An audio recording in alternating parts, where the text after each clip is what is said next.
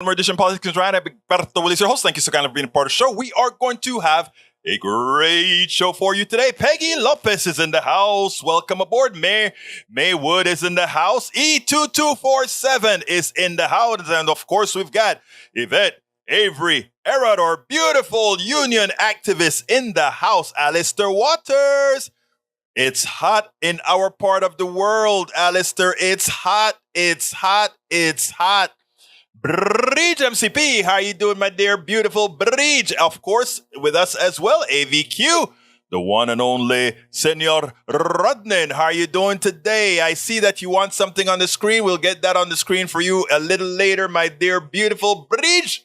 Let's go ahead and start off with El Senor Miguel Rodnin, que dice, DW News, a solar storm is coming. Should we be worried? Short answer, no. The intensity of the solar storm are classified into 5 levels by the U.S.-based National Oceanic and Atmospheric Administration, NOAA.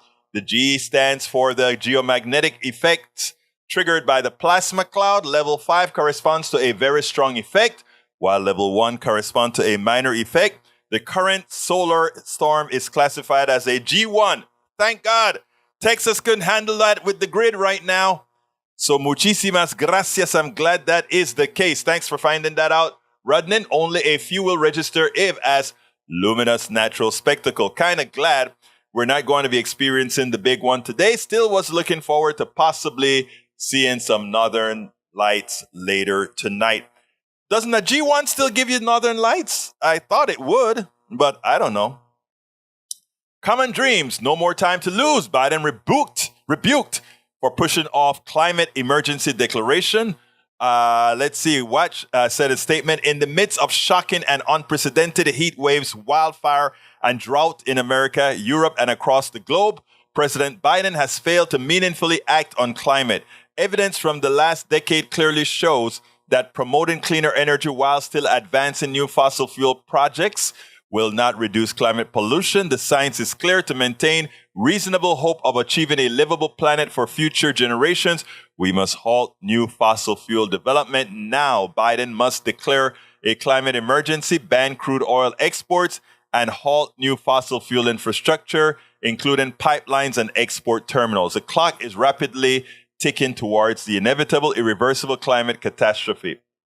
You know, you can easily get depressed about this. I don't get depressed. I get enlightened about what's occurring with the climate. I want you guys to postulate this. And I hate to put it this way.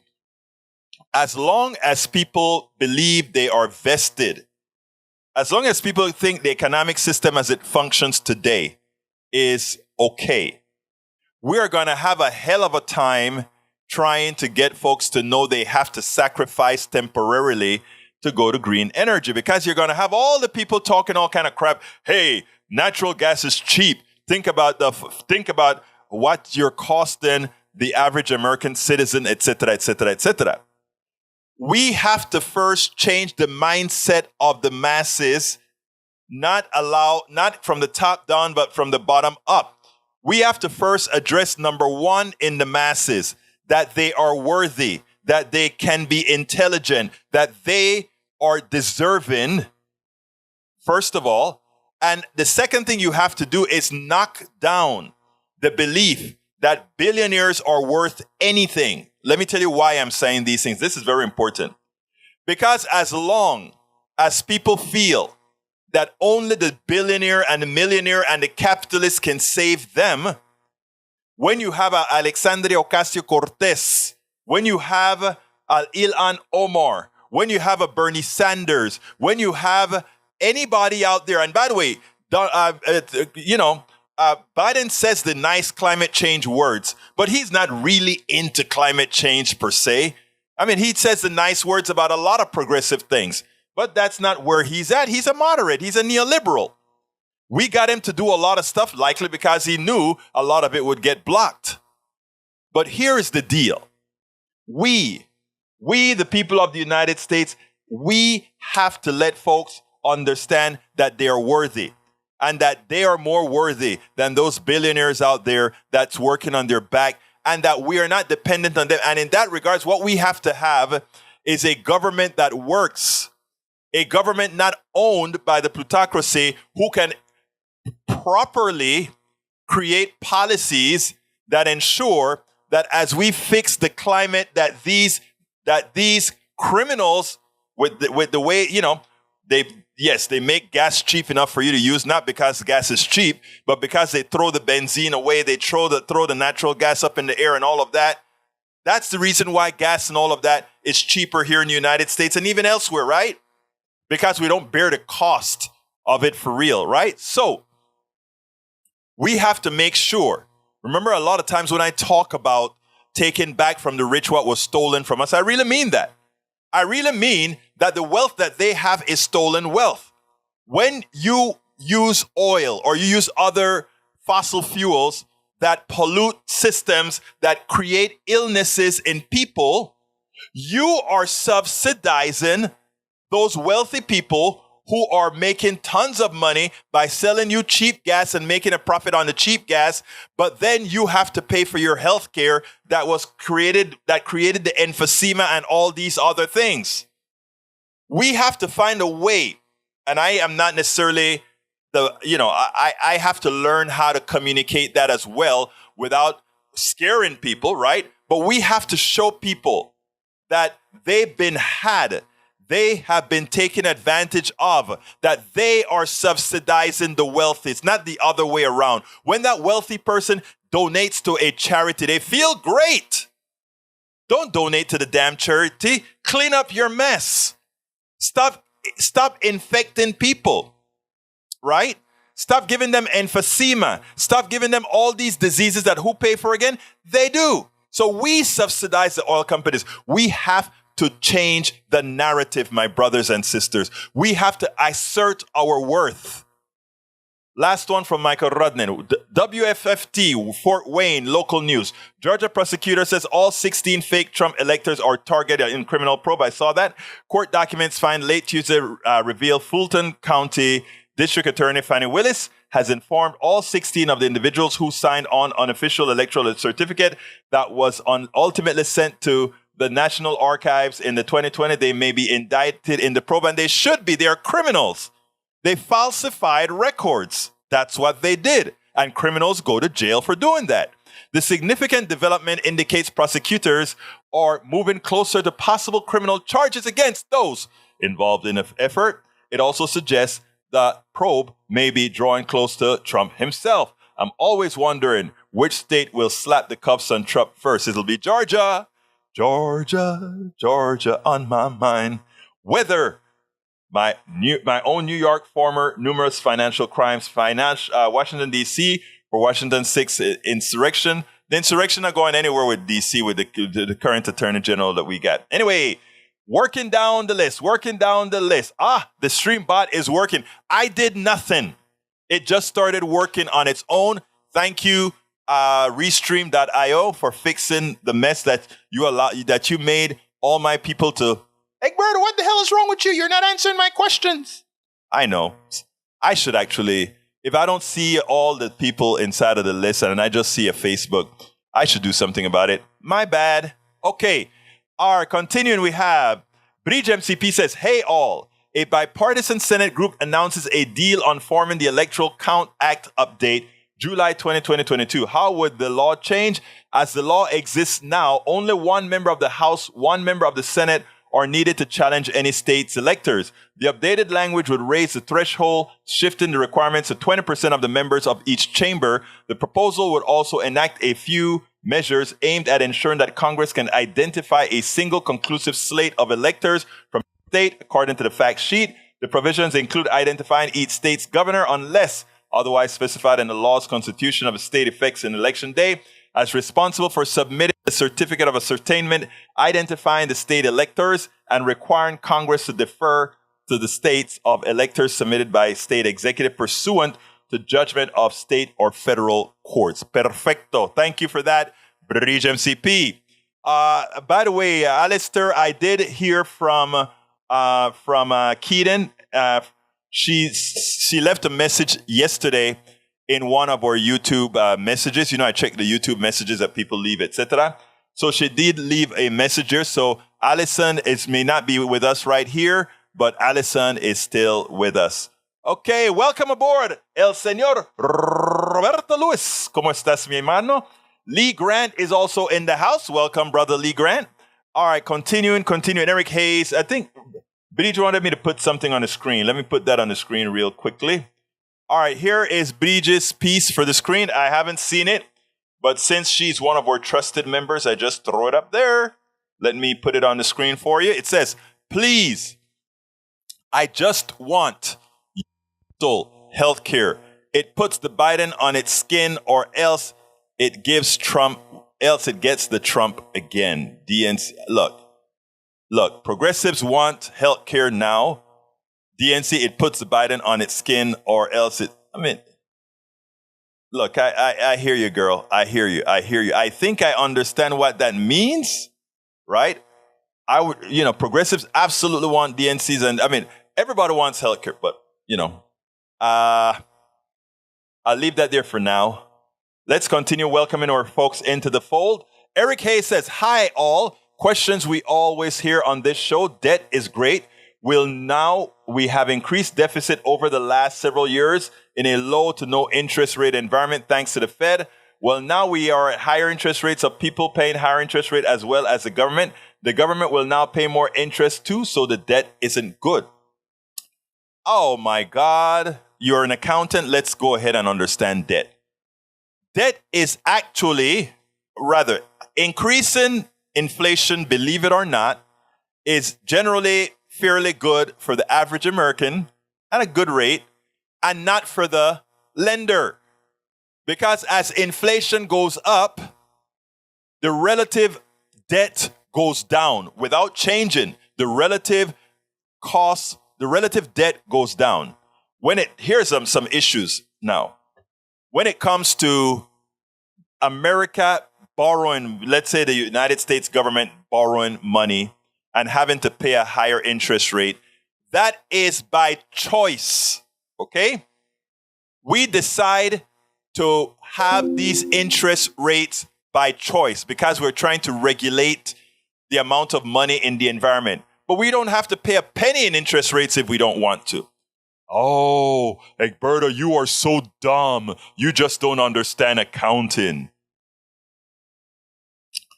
Unfortunately, I do.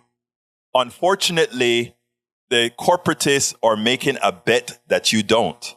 And generally speaking, their bet is correct. Okay? I'm not going to go into how money is created today. I'm not going to go into relative inflation and how it's, why we didn't have inflation back in the day. When we were exploding the deficits after the collapse in 2008, we flooded the system with money and we had no inflation. There are a lot of reasons and technicalities in a capitalist society. By the way, notice I'm talking within a capitalist economy. An economy does not have to follow an entirely capitalist domain or a capitalist domain at all. I believe in a free enterprise domain with strong government controls where we'll have more control over the system. All these systems are man-made and designed to keep a particular few wealthy. From its inception, it was that when our economic system came to pass, the guys who run the thing, the plutocrats of the day said, how can we design a system to keep us in the position that we are in? And that's what it's all about. We can have an entire class on that some other time, but suffice it for me to tell you that the capitalist economy, or how our economy works with supply and demand, is not necessarily the only type of economic system one can have. We are vested in that economic system, and that's why we keep it that way. Now, Eric, I would hope that you'd continue listening to our show and open your realm, open your horizons. But suffice it to say, we can make debt be as painful or not as painful to the federal government as we want it to be, because we are a sovereign country with a sovereign currency. That's the ability we have. And when it comes to why we have inflation because there's money people have money, and the plutocrats, because of the way our system work, again, they said, you have money, we will take your money, because if you want gasoline, I know you have more money, I'll raise the price of gasoline. There are economic systems that we could create to prevent them from doing that. There's no shortage. There's enough gasoline to go around. That's why prices are falling even in the summer. Prices are falling on gasoline because there was never, ever, ever, ever a shortage. But you've been played. And you accept being played by just saying, oh, I'm just going to call what they're saying the word, that they tell you things and you just listen to mainstream media and you believe it because they say it. Who is that crazy guy with I support progressive media t-shirt on telling me all these things that doesn't seem to compute with what I hear on the mainstream media? Hey, there's something that all of us have on this show. It's called common sense, and all of us know basic math. And guess what? An economic system, basic math is all you need, right? When we design when we design printers and when we design calculators and all of that, we have to use differential equations. I used to hate differential equation, calculus, and all these different scenarios we got to use. But for the basic economic system that says, I have a product to sell and you have money to buy, and that's all we're talking about. We're not talking about the design of these systems that require very high technical skills, learning differential equations and learning electronics and learning physics and all of that. That's not needed. That kind of knowledge isn't needed for business administration. That kind of knowledge isn't needed for the capitalist system. The capitalist system abused those who created this. What I'm trying to tell you is you don't look at the capitalists and say, oh, they are so great. Or you don't look up at the business person, oh, they are so great. The ones that are great are teachers who teach your kids. The inventors, the people who know differential equations and physics and chemistry and electronics. You want to not worship them, but you want to give people kudos, give them. The people who then trade the stuff are the ones who make more money. The guy who invented this made a hell of a lot less money than the person who is selling this. There's something wrong with an economic system that works that way. We'll talk another time on that issue. Let's continue, but I hope you understand what I'm saying, Eric Hayes, because it's important. Paul Fleming says, I am checking in. Welcome, Paul. Eric Hayes says, regulators at their best affecting shortages and again, blaming others. Again, I'm not going to even finish reading that because that is entirely nonsense. What you just said there. Nonsense. And it was great for me. I'm playing a piece by Bernie today, but it was great to listen to Bernie say something I've been saying over and over again. The private sector created the problems and then they're begging government to give them welfare to fix the problem they created to make profits for a few. I'm going to play Bernie in a minute. In fact, I need to get playing Bernie right now, but let me see if I have any quick things I need to answer real quick in the thing. Let's see. Peggy Lopez says, and we have to get money from the rich to cover the cost of the poor and middle class, making the changes to sustainable. Yes, because they're the ones who cause the problem anyway. Egberto, do you drive a fossil fuel car? Yes, I do. I can't afford a electric car right now. I can't afford a new car right now. Okay, period. Bridge MCP says, Alistair Waters, hard to breathe. I hear you, girl. I need to get Yvette Avery Harris says, I would be proud if we took care of him here in Georgia. I hear you, girlfriend. I hear you. Lee Grant says, rest in peace, Ivana. Rest in peace, Ivana. Let's see. Norman Reynolds is in the house. He says, hola y saludos. Roberto Lewis in the house. Hola, hermano. Rodnan says, didn't watch Silence of the Lamb. I watched Silence of the Lamb years ago. I don't remember what it's about, though. Bree says, I know the word Egberto Willis just saying it's not enough. All right, let's see. Paul Fleming says, I have to disagree with you on Biden and climate change. If Congress can't get things done, he will sign into executive law climate change for the good of the planet. Paul, look, I hope you are right, Paul. You know, there are a lot of times I am begging, wish that I'm wrong. I so wish that I'm wrong. Eric A. says, Manchin says he will work healthcare. BS. Manchin will destroy healthcare. Paul, like he destroys everything else. Bridge says Eric Manchin is a liar. Exactly. Eric Hayes says, "But please tell us your Swami mentality on debt and paying interest." We'll talk about it another time because I got to get a Bernie's thing out, and it's longer than normal. Let's see what else we got. Lee Grant said, "Sound like a neo-Marxist redistribution of assets and earnings imposed." No, it's not neo-Marxist. What I'm doing is recovering that which was stolen. Thank you. Michael Rodden said, "Berto, the U.S. dropped $29 trillion into the economy during the 2008 financial sector bailout, yet the inflation rate in 2009 was 0.36%. Imagine that, putting so much money into the system and the inflation rate goes negative. Weird. No, it's not weird. Again, the real cause of real inflation is real, but it's only real if there are legitimate shortages. The problem is the only real shortages we have are in things like computer chips because of the malign that we had in China and Taiwan. So therefore, a lot of things dependent on chips that because of just-in-time inventory, we don't have a stockpile of. Those things are in short supply. But things that are there for all of us to use, they're not in short supply. These capitalists are just raising the prices. You know why? Because you have some extra dollars in the bank and because they can. I wish more Americans would just look these things up on their own. Follow the supply chain for the meat that you're eating. Follow the supply chain for all the products that you buy in the grocery store.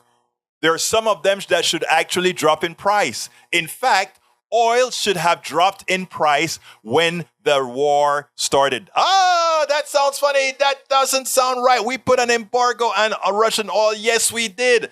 But we put in an embargo on Russian oil means nothing if China and India are going to buy it all up at a discount. And if they're buying it up at a discount, it means there's oil elsewhere on the market that should be going at a discount. And while they falsely elevated the price to $120 a barrel and higher, it came crashing down because eventually they have to store the bought oil. That's why a couple of days ago, it dropped to $96 a barrel.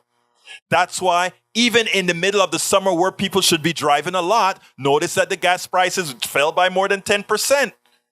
It's a racket. They are thieves. They are thugs. And the thing about it is they're doing it legally. We look at somebody that goes into a 7-Eleven and steal a Coke or steal a pack of gum, 96 cents, $1.20. We look at them as those thugs, those criminals, get a job, work.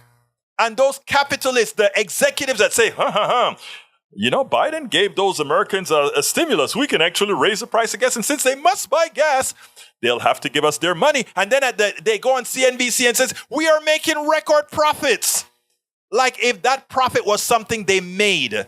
That is something they stole. But because of the way we see things, because of the way they taught us to see things, we don't see the truth. I am begging you, I am imploring you not to buy the crap you see when these capitalists and these business people come and say, if we have a supply chain problem. Bull. All these problems they created and they profit further from the problem they created. Let's give an example. So the chips, they don't have enough chips and they have to ration the chips. When you ration the chips, justifiably the prices go up. But when the prices go up, the price of that chip that they are holding didn't change in price. So that increased price is just because there's demand. And that means that increased price go into the pocket of the few. The pockets of the few. So they screwed the system of the supply chain problem by having just-in-time inventory and not preparing for catastrophe, pandemics and all of that. They created the problem. And then when we have to pay more, they profit from us paying more. People, that's a racket. I mean, they make a petty thief look like an angel. And we take it.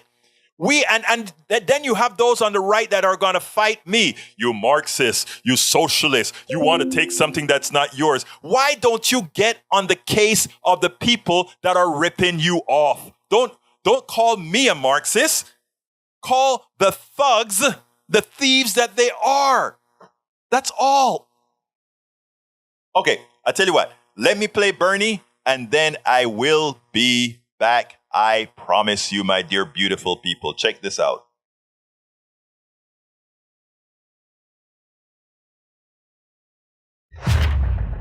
Bernie went on the floor of the Senate and he let the chip companies have it. I mean, these are guys that make billions and billions of dollars. They ship our jobs overseas. They go ahead and take all our intellect that was created by universities and other public entities, package it up, and just a few make a big profit off of it. And then they come begging for money. Oh, you want us to come back and build in the United States? Help us build. Really? I recently came across a very, very interesting interview that the CEO of Intel, Mr. Pat Gelsinger, did last Friday on CNBC's Squawk Box. And I think that interview that he did tells us everything that we want to know about the American oligarchy, about corporate arrogance, and the state of American politics. And this is what Mr. Gelsinger said last Friday, and I quote, Mr. Gelsinger, head of Intel, quote, "My message to congressional leaders is, hey, if I'm not done with the job, I don't get to go home. Neither should you." He's talking to Congress. "Do not go home for August recess until you have passed the CHIPS Act, because I and others in the industry will make investment decisions. And do you want those investments in the U.S., or are we simply not competitive enough to do them here, and we need to go to Europe or Asia for those? Get the job done. Do not go home for August recess without getting these bills passed." End of quote. That's Pat Gelsinger, head of Intel, last Friday. In other words, Mr. President, the CEO of a major corporation, which made nearly $20 billion in profits last year, and a CEO who received a $179 million compensation package, is saying to Congress that if you don't give my industry, the microchip industry, $76 billion, and my company, it is estimated, some $20 or $30 billion, that despite their profound love for our country and their respect for American workers and their understanding of the needs of the U.S. military and the healthcare industry, despite all of that, in order to make more profits, they are prepared to go to Europe and Asia. Now, Mr. President, I am thankfully not a lawyer, but that sure sounds like extortion to me. What Mr. Gelsinger is saying is that if you don't give the industry a blank check, here's $76 billion, and they want more, by the way, despite the needs of the military for advanced microchips, and we hear that from the military, despite the needs of the medical industry for advanced microchips, despite the entire needs of the American economy for advanced microchips, the industry is threatening to abandon this country and move abroad. Patriotic people, no doubt, clearly lovers of America. Mr. Gelsinger says we should stay in session, if necessary, through August in order to pass his legislation. Well, I think we might want to stay in session through August, but not necessarily to pass his legislation. Over the last 20 years, the microchip industry has shut down over 780 manufacturing plants in the United States and eliminated 150,000 American jobs while moving most of its production overseas. And they did that, by the way, after receiving $9.5 billion in government subsidies and loans. In other words, we have the absurd situation where we have a crisis that is caused precisely by the people we are now attempting to bail out.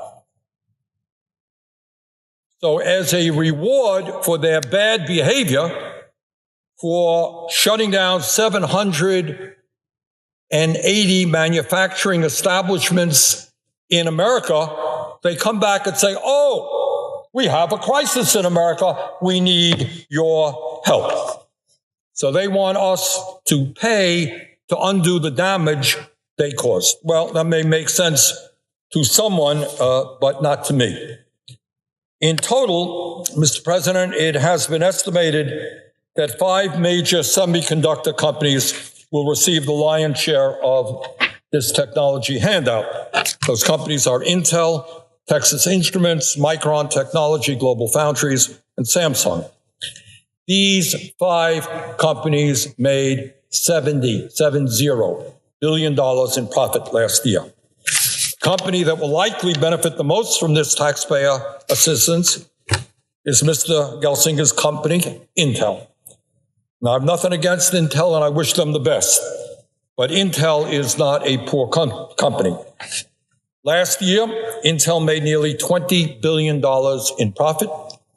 During the pandemic, Intel had enough money to spend $16.6 billion, not on research and development, not on building new plants, but on buying back its own stock to reward its executives and wealthy shareholders. Over the past 20 years, Intel has spent over $100 million on lobbying and campaign contributions.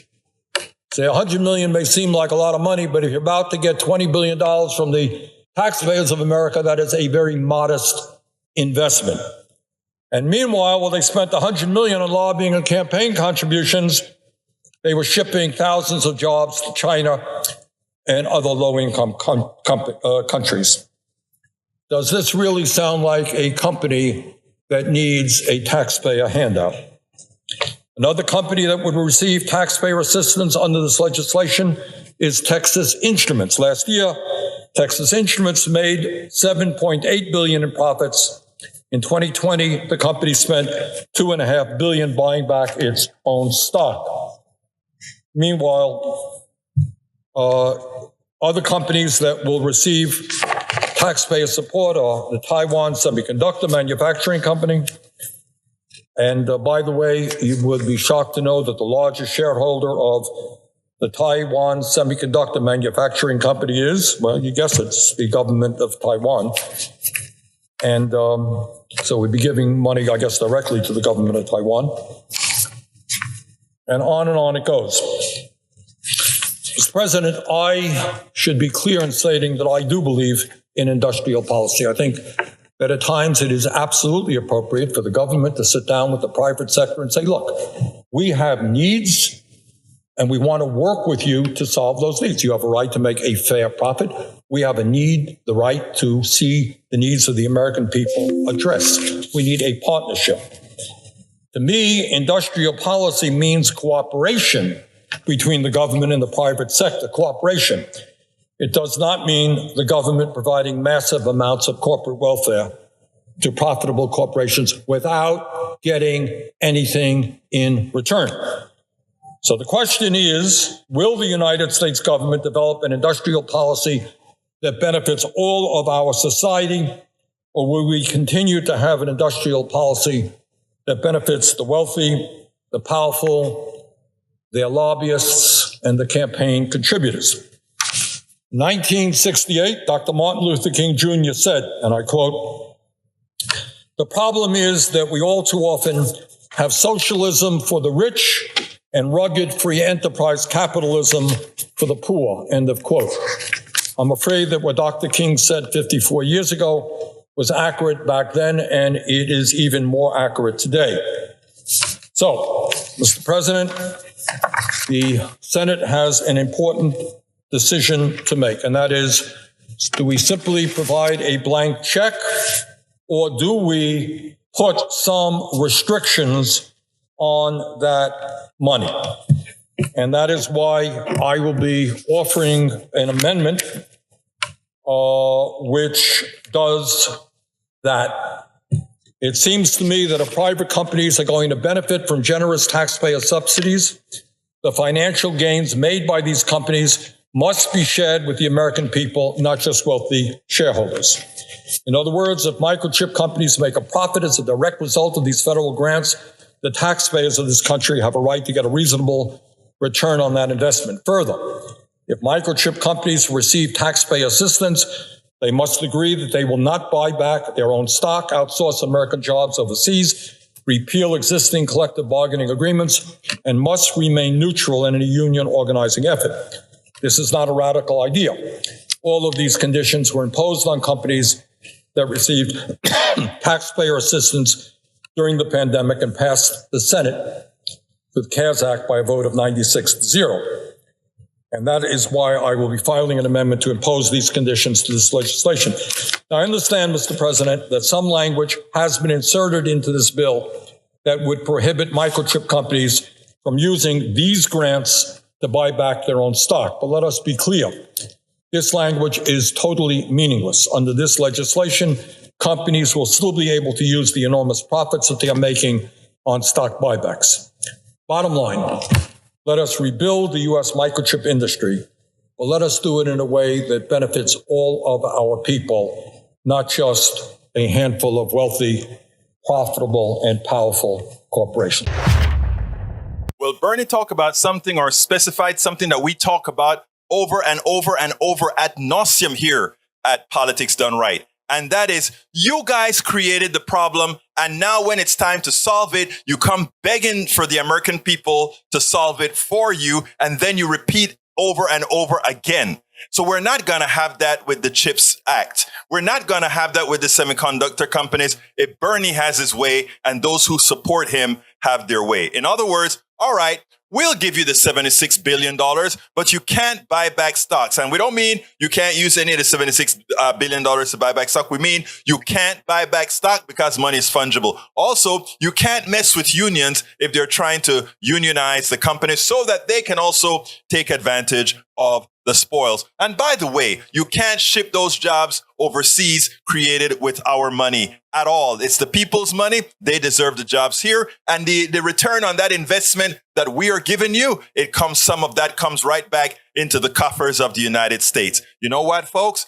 We should have done every time the government gives subsidies to private companies, they should give subsidies as a percentage of the share value so that the government can make a profit on all the monies they give to these thieving corporations, because they take our money and then they decide we'll fire them. Always ask a capitalist this: how comes when the government invests in your company, they get no return? If a bank invests in your company, they get interest. If a venture capitalist company invests in your company, they get stock options. Why is it that the government who's investing in your company doesn't get the same as well? Folks, we have to wake up to the fraud. We have to wake up to the fraud that is our economic system and how it is in bed. It's conniving. It is in a corrupted way, acting with our own government, and we need to take government and make sure to do that which is right.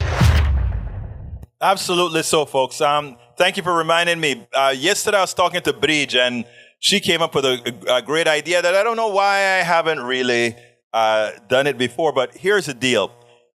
First of all, I am going to try, when I'm about to interview somebody that's not going to be live, meaning remote, to let you guys know in advance the person that I'm going to interview, and so that you guys can post some questions to info@politicsdoneright.com. In other words, hey, Egberto asked the person that, et cetera, et cetera, et cetera. That is for interviews that I'm able to, schedule ahead of time. Also, if there is somebody that you want me to interview, go ahead and set it up, get the contact information. Here's the deal.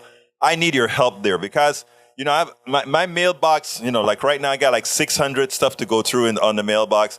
I need your help. If you want somebody, you said this person has great information, I want you to interview this person. Set it up. Go ahead and, pass it by me. Let me see if it's something that I think fits our format. And then pass it by me and we'll go ahead and get it done. I mean, a few have done that already. Charlie Lindahl. How you doing, Charlie? Charlie has set up a few interviews before. So, let's go ahead and do that sort of thing. Again, this is an integrated system. Get another mail just for this. That may be a good idea, Breach. Let me work on that. It's very easy for me to get another email address. So let me think about a name to give it. Give me a name. Give me a name to give that new mailbox. Something at politicsandright.com. Give me a name, folks. Give me a name. What are we going to call it? Interviews at politicsandright.com? I don't know. You guys give me a name. Anyhow, Lee Grant, I'm not obsessed with Trump at all. In fact, the reality is I feel a bit sorry for Trump. Anybody who lives in his skin has to feel devastated. Really. A person that cannot accept that people don't want you, then it is sad, right? It is sad. All right, let's see what else we got here. Lee Grant says leftists need to free themselves from Trump. No, come on. Again, we don't. It's not about Trump, sis. Brother, it's not about Trump. I like what Bridge says. She loves Eric like a fungus. Huh. But you know what, Bridge? I know you like a lot of, fungus that you eat, especially the ones that kind of meaty. Like, forget. It's amazing. I just thought about mushrooms. Shiitake mushrooms, right? I like shiitake mushrooms. So I guess hey, Hayes, that means she genuinely likes you. Because all of us like a good, well-cooked mushroom, Eric Hayes. All right, continuing with the program. Breaches, Eric, let me get to somebody else here. Para ver. Charlie Lendal says, why does it matter if Bernie has been in business or not? There's an important statement there, Charlie, and let me tell you what I mean by that. A lot of folks from the right in our house, in all of our house, this house belongs to the right and the left. A lot of folks in here, they think that because of what I say, somehow I am anti-business. I am not in the least anti-business. I've been in business for a very long time. I've been very successful in business for a very long time. If you doubt it, just ask those people who know me and knew my business. Lou is in the house. Norman is in the house, etc. I gave it up. But I did very well at it. I gave it up. I'm paying a price for it now, but I gave it up. What I'm trying to say, we love business. Okay? I don't want folks to give up on business. We want equitable business. And we also don't want business that take advantage of people. That's all. Bernie wrote a book and he made money from writing his book. That's great. Bill Gates took somebody's software, made a few modifications, licensed it to IBM, and then from that became a billionaire. There's a difference. The guy who created, whose intellect got into MS-DOS, and by the way, MS-DOS wasn't the best piece of software. Ask Charlie. Charlie and I remember the CPM days and all those days with the Osborne and all that kind of stuff. Wasn't all that good. I had the code of not the MS-DOS of the BOS, but of MS-DOS as well. I remember having to make all those changes to MS-DOS, look for the in-DOS flag and check the in-DOS flag if somebody's there. And I wrote a multitasking system on top of MS-DOS called MTask. Look it up. Look up Willie's Computer Software Company, space MTask, M-T-A-S-K. That's my product. It allowed DOS to multitask. Big companies bought that stuff in galore. Just letting you know, a lot of times you say something and be like, oh, you're just talking BS. Look it up. MTask, Willie's Computer Software. You can see that product that made DOS multitask. Anyhow, continuing. What else did I want to say before I go? I forgot Charlie. Charlie talks about business. We want people in business. We want those people who create the means of production, the way they create things, to prosper from what they created. Capitalism doesn't do that. Capitalism say, okay, you create it and buy, and then they'll market and build up on it, and others would get rich who don't have a clue of what you did. That's all. All right, let's see. You did MTask? Yeah, I created MTask. It's a multitasker for MS-DOS. Yeah. Egberto and Al Gore invented the internet. No, I didn't invent the internet. But again, all you have to do is go look it up. Like I said, I don't just blow smoke. Look it up. MTask Willie's Computer Software Company, and you should see that product all over the place. All right, let's continue. There you go. There you go. Look who found it. Look who found it. All right, let's see what else we got here. Let's see what else we got here. I need to do my ask. I'm not going to play the stuff for the book. Let me just go ahead and put the things in here. But please, folks, if you like what we do here, if you believe in what we do here, I ask you so kindly to support us. So please go to, if you're on YouTube right now, just hit the join button. Get us a cup of coffee a day, a couple of cups of coffee, not a day, a month, if you will. Just click the join button. Become a part of our of supporting what we do. Alternatively, you can go ahead and click this link, politicsandright.com/PayPal to support us. You can go to politicsandright.patreon to support us on Patreon. I need more Patreon support right now. Here is the link to, where is the link to politicsandright.com Patreon? There we go. politicsandright.com/Patreon is another way to support us. You can also, if you're not on YouTube or you're on another platform, you can go to politicsandright.com/YouTube to support us on the YouTube platform. We also have a lot of new products in our store. Please consider, AVQ, thank you for being here. I had some more stuff, but you'll listen to it on the podcast, on the vlogcast, that is. Please consider going to our store. We have a lot of new products in the store. That is at politicsandright.com/store, politicsandright.com/store. I mean, Bridge MCP designed quite a few of our t-shirts and our cups. Check them out. You can get our books. As I See It, Class Warfare, The Only Resort to Right-Wing Doom, this book right here. You can get our other book, How to Make America Utopia, or what's this one again? It's Worth It, How to Talk to Your Right-Wing Relative Friends and Neighbors. You can get all those books at, where again? politicsandright.com/books, politicsandright.com/books.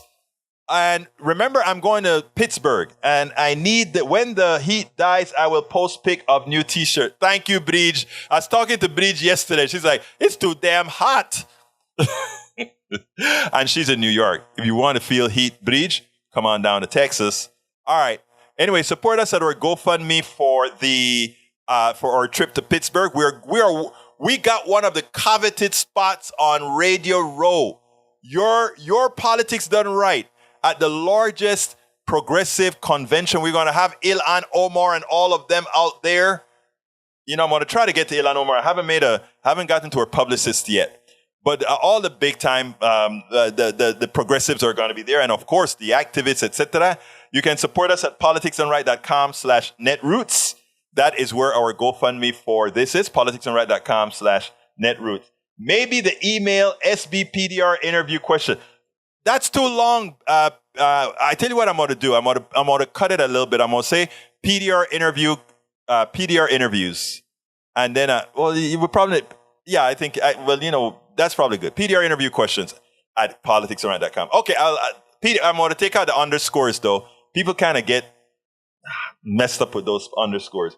So I'm going to get rid of the underscores, but I like that. Emma Beckers is in the house. Woot, woot. Emma Beckers says, how you doing, Emma? Did I miss anybody today? Let's see. Let me go through, because I hadn't seen Emma before. Let me go through and see if there's anybody that I missed. Robert Lewis says, Egberto, ComDRV business software. He gave it up humbly. I sure did. And you know what? It's still, here's the deal. I never told this part of the story. My stuff is serial comm. I made the serial port do a lot of things that it's not supposed to do. So they could use off-the-shelf equipment. Like when Boeing was testing software for the 777, etc., they could use off-the-market hardware, use my software, and we were able to do some magic with the RTS signal for them to test their test equipment, right? But I was about to migrate into Bluetooth, because that was the next serial technology above RS-232. And I had to make the decision, do I go ahead and go to all those conferences like I always did for RS-232 to promote the product? leave me less time to do my blogging, etc., or go cold turkey. Well, I told that part of the story. So no, there was all this product had a lot of growth potential. Just went ahead and let it go. But anyhow, just wanted to let you know that. All right, let's see. Jay Forever, you are in Texas, gives me hope. From California, Jay Forever. Thank you for being here, Jay Forever. Love you, brother. I'm assuming you're a guy. All right. Bridge MCP say, yeah, underscores are a programming thing. However, Egberto Willis PDR people, if we know who is going to be interviewed in advance, we can research the person and come up with questions. And I promise you, Bridge, that your idea I'm going to put into effect. By the way, who else is in the house? I saw him and I just didn't say it. El Señor, where's he? My brother from another mother is in the house too. Where is he? I said Lee Grant already. Bruce Pollard, where is he? Anyway, Bruce, I know you're in the house, so welcome aboard, Señor Pollard. Welcome aboard. I saw you, and you said something about money that I was going to say. Roberto Luis is my hermano de Panama. Bruce is my hermano de Wisconsin. Okay, let's see what else we got here. Any other questions, guys? Or if I missed something, throw it back into the feed so that I can get to it. Let's see. Eric Hayes says, Egberto interview Bob Rehack in Kingwood.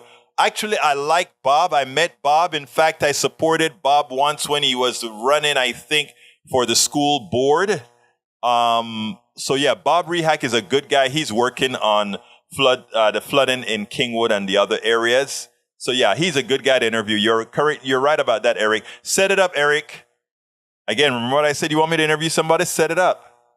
Let's see what else we got here. Anybody else have questions that I need to answer before we go? We're coming close. We got about 4 minutes. Alistair Water says, Jay Forever, we're trying to get everyone in Texas on track with all things progressives. And I'm going to have to redo the doodle in Texas because I got COVID and now I'm recovered. We can set it up again. But it has to be when I get back from New York. And maybe, maybe when it gets cooler because right now it's very, very hot. Let's see what else we got here. All right, folks, I don't have any other videos that can fit in the 2 minutes that's left. So I'd like to ask you guys to throw something into the feed that you want me to talk about in the next 2 minutes. Come on, talk to me in the next 2 minutes. Tell me, Egberto, say this, and I will. Yes, Egberto. Yes. Come on, folks. I'm waiting for a comment. Bree says, Egberto Willis, you're only in New York a short time, right? I come to New York. Here's the deal, Breach. I leave on the 3rd, take a train from Baltimore to Reinhardt, and I stay in Reinhardt for a day and a half. I take a train back to Baltimore and fly back. So it looks like it's going to be hard for me to find a way to check you out, drive to your place or something, unless you said, Egberto, I'm going to come and visit you at the conference or something. Rhinebeck, you're right, Rhinebeck, or something like that. Lee Grant says, did y'all see AOC in handcuffs with a smile? Yes, I did. And I also saw Ilhan Omar in handcuffs. I'm so proud of those two women. Those two women are our leaders of the future, all in their 30s. I can't wait for them to take over. I can't wait for AOC to run for president. Well, Ilhan Omar can't run because she wasn't born in the United States. But let's see what else we got. Yes, AOC proud, very proud of her. She, even Republicans say that when AOC goes to a meeting, she is the most prepared, knowledgeable person in the meeting. And they told your people not to challenge her because she would wipe the floor with you. She is so prepared. First Amendment from E2247 says, First Amendment living legend Floyd Abrams, Dominion would have an extremely powerful libel case against him. Statements Trump made and about the company were extraordinary, defamatory, probably false and enormously harmful. Roberto Lewis says, Bridge MCP? Yes. I got to get out of here. I got an interview right now with Andy Schmuckler. That's a series that I'm doing, Make a Better Human. What is it? The series that we're doing called A Better Human. So You guys have seen him 4 times already. We have another interview today. It's a series that we're doing, so that one isn't a lot about questioning or anything like that. But if you guys have questions that in the future, after you see this particular version, you want to ask, I will be here for you. Anyway, I got to get out of here, people. Love you all. Thank you for your support. Please remember to support the program best you can. I need to put the last link out there, which is, I think, support at WCS. Let me go ahead and put that on, put that last link out there, which has a link to all our links. Okay, support link. All right, here is our main support link, which links to all of those guys. So check that out at the support links. Second link I want to give is my new book that I'm building in chapters at Amazon called Tribulations of an Afro-Caribbean Latin Man. Racism Didn't Stop My Smile, Hope, Our Journey Forward. Check it out. As well, let's see what else I got here. Please also remember to support the GoFundMe for the trip to Pittsburgh. politicsdoneright.com/netroots. My name is Egberto Willies. This is Politics Done Right. And you guys know how I end this baby. I am what? Out. We spend a lot of time deconstructing the news, trying to parse it into a form that everybody can understand. We try to find those little nitpicks where it flies above the fray, etc. If you really like these videos that we do, I want to ask a big favor. Please go ahead, number 1, subscribe to our channel, and number 2, please join if you can. Thank you so kindly for watching. Keep watching. Please remember to share. We must populate the entire internet with our progressive message, a message that we know is what most Americans say that they want. So help us, please join.